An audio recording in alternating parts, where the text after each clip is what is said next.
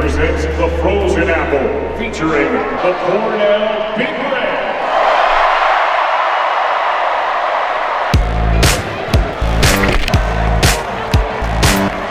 Bo Starrett will pick up the long rebound in stride. Right circle, his shot deflected by the stick of Adam Fox. Fox, again, doesn't have his stick as it's played back. And a goal! Deflected in front! Motley got it, number 23 for Cornell, deflected it right at the doorstep. The Harvard goaltender. Liam Motley's first career goal couldn't come on a bigger stage here at Madison Square Garden as Cornell takes a 1-0 lead.